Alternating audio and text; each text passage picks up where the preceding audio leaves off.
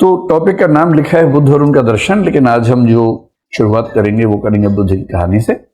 बुद्ध के दर्शन का बेसिक मतलब समझ लीजिए कि जब बुद्ध ने अपना दर्शन दिया तो एक तो बुद्ध का अपना दर्शन था, जो समझने में हमें थोड़ा समय देना पड़ेगा। 4 आर्य सत्य आपने सुने होंगे, है ना। अनित्यवाद सुना होगा, अनात्मवाद, निरात्मवाद सुना होगा कि वो आत्मा को नहीं मानते थे, निर्वाण को मानते थे, परिनिर्वाण, महापरिनिर्वाण को मानते थे। ये सब चीजें क्या थी? एक तो बुद्ध का दर्शन हुआ। बुद्ध के जाने के बाद आपने सुना होगा कि एक परंपरा थी थेरवाद, जिसको स्थविरवाद भी कहते थे। थेरवाद की परंपरा से थोड़ा घूमते घूमते एक परंपरा बन गई जिसको हम बोलते हैं, अगर आपने एक शब्द सुना हो, हीनयान। तो कुछ लोग मानते हैं कि थेरवाद ही आगे चलकर हीनयान में कन्वर्ट हो गया। कुछ लोग ये भी कहते हैं कि थेरवाद कहो, हीनयान कहो, स्थविरवाद कहो, या एक शब्द चलता है सर्वास्तिवाद। इन चारों का एक ही मतलब है, लेकिन सच बात यह है कि सर्वास्तिवाद और हीनयान पूरी तरह से एक बात नहीं है, बहुत बारीक अंतर है। इन अंतरों को हम समझेंगे बुद्ध की कहानी को समझने के बाद, और उसमें से लिंकेजेस निकालेंगे। फिर जब बुद्ध को गए हुए ठीक ठाक समय हो गया था तो एक नई परंपरा शुरू हो गई जिसका नाम महायान है। मोटे तौर पर महासांघिक एक शब्द आपने सुना होगा, उसी से निकलता है, किंतु महासांघिक और महायान एकदम एक बात नहीं है, उनमें भी अंतर होता है। तो थोड़ा सा समझेंगे महासांघिक क्या होता है, महायान से इसमें क्या अंतर है। और फिर महायान में कई शाखाएं निकली। जैसे हीनयान में आपने शायद सुना हो कि एक शाखा को वैभाषिक बाह्य प्रत्यक्षवाद कहते हैं और एक शाखा को सौत्रांतिक बाह्यानुमेयवाद कहते हैं। ये 2 प्रमुख शाखाएं हीनयान की हैं।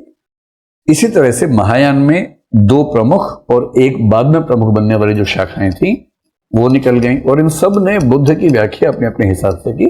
जैसे महायान की एक शाखा का नाम आपने सुना होगा माध्यमिक शून्यवाद कहते हैं, या केवल शून्यवाद शायद आपने सुना होगा। और शून्यवाद का संबंध गणित वाले शून्य से बिल्कुल नहीं है। मुझे एक मैथमेटिशियन फ्रेंड कुछ दिन पहले मिले, बोले कि मैं बहुत खुश हूं इस बात से कि फिलोसफी में भी शून्य की बात होती है। मैंने कहा नहीं होती है, वो शून्य अलग है, ये शून्य अलग है, दोनों एकदम अलग अलग है। फिर इसी में एक दर्शन बना जिसका नाम था योगाचार विज्ञानवाद, या केवल विज्ञानवाद भी कह लीजिए। जब विस्तार में समझेंगे तो हम इसको पूरा जड़ तक समझेंगे कि इन्होंने क्या कहने का प्रयास किया और कैसे बौद्ध दर्शन और भारतीय परंपरा के अन्य दर्शन दुनिया के किसी भी दर्शन से कई मामलों में बेहतर, खूबसूरत साबित होते हैं। यह समझना हमारा मूल उद्देश्य है। आगे चल के एक दर्शन बना जिसका नाम था वज्रयान, और वज्रयान को ही कुछ लोग बोलते हैं मंत्रयान, इसी को कुछ लोग बोल देते हैं तंत्रयान। जापान में इसका नाम थोड़ा अलग है ना, चाइना में थोड़ा सा अलग नाम है। इन्हीं में से एक शाखा जापान में ज़ेन बुद्धिज्म हो गई, इसी को चीन में चान बुद्धिज्म कहा गया। ये सब शाखाएं महायान के ही ऑफशूट थे, महायान की परंपरा से निकलते गए। और इस सब के बाद 20वीं सेंचुरी में एक नई शाखा बनी जिसका नाम है नवयान। आपने सुना होगा डॉक्टर अंबेडकर ने अपने जीवन के अंतिम दौर में बौद्ध धर्म को अपना लिया था।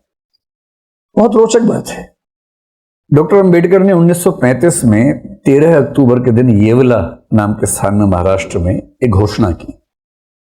आपको पता है कि उस समय कालाराम मंदिर में एक आंदोलन चल रहा था, मंदिर प्रवेश आंदोलन चल रहा था। वो सफल हो नहीं पाया, करीब 5-6 साल आंदोलन चला। उस आंदोलन की विफलता से वो काफी क्षुब्ध थे।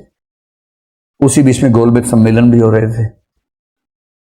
1935 में उनको लग गया कि पूरी कोशिश करने के बाद भी मुझे अपने धर्म में मानवीय सम्मान नहीं मिल पा रहा है। तो उन्होंने एक दिन घोषणा कर दी कि मेरा जन्म हिंदू के रूप में हुआ, जो मेरे बस में नहीं था, पर मैं हिंदू के रूप में मरूंगा नहीं क्योंकि ये मेरे बस में है। इस बात से बड़ा हड़कंप मचा। ये बात उनके दिमाग में 1927 से ही चल रही थी। 1928-29 में कहीं कहीं उन्होंने जो अपनी अखबार था बहिष्कृत भारत जैसे था ना, उसमें भी एक आध टिप्पणी की थी। यहां तक लिखा था कि अगर आपको धर्म बदलना ही है तो मुसलमान बन जाओ। तो लोगों को लगता था कि जब 1935 में घोषणा की तो शायद वो इस्लाम चुनेंगे। इन 35 के एकदम बाद उनका रुझान सिख धर्म की ओर काफी बढ़ता हुआ दिखा। उनका बेटा अमृतसर गया भी, कुछ महीने रहा भी समझने के लिए। वो खुद भी अमृतसर गए एक कार्यक्रम के लिए। तो लोगों के मन में था कि या तो वो इस्लाम को चुनेंगे या ईसाईयत को, शायद ईसाईयत पर कम संभावना थी, या सिख धर्म को चुनेंगे, क्योंकि उनकी जो अप्रोच थी उसके हिसाब से इन 3 का विकल्प ज्यादा मजबूत था। लेकिन सरप्राइजिंग बात यह है कि 13 अक्टूबर 1935 की घोषणा के 21 साल 1 दिन बाद 14 अक्टूबर 1956 को अपनी मृत्यु से केवल 1.5 महीना पहले उन्होंने धर्म बदला। और जब धर्म बदला तो वो कौन सा धर्म था? बौद्ध धर्म था। और 1940 के बाद जनरली 45 के बाद बहुत शिद्दत के साथ वो बौद्ध धर्म का अध्ययन करने लगे और उनकी इच्छा हुई कि मैं बौद्ध धर्म पर एक ऐसी किताब लिख के जाऊं जो भारत के बौद्धों की बाइबल बन जाए। जैसे बाइबल होता है ना कि एक किताब पढ़ ली तो आपको ईसाइयों को पता है कि भाई ये है, या कुरान शरीफ पढ़ ली तो मुसलमानों को पता है कि ये हमारी किताब है।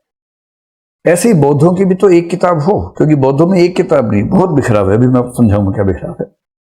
उन्होंने अपने जीवन के आखिरी दौर में किताब लिखी जिसका नाम था बुद्ध और उनका धम्म, बुद्ध एंड हिज धम्म।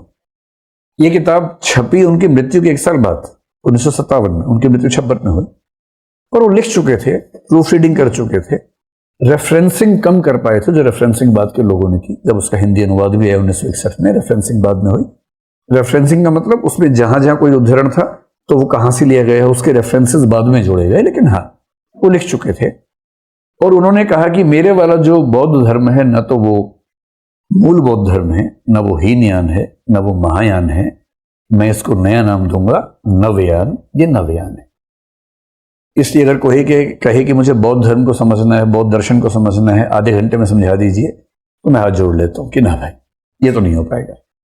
इन सारी चीजों को ठीक से समझने की शर्त है कि हम कम से कम 15-20 घंटे के प्रोसेस में रहें और तब हम ये मुकम्मल तरीके से कह सकते हैं कि हाँ अब मैं बौद्ध दर्शन पे, बौद्ध परंपरा पे, बौद्ध धर्म पे लगभग किसी भी सवाल का जवाब देने की स्थिति में हूं। ये वक्त आने में इतनी मेहनत करनी पड़ती है।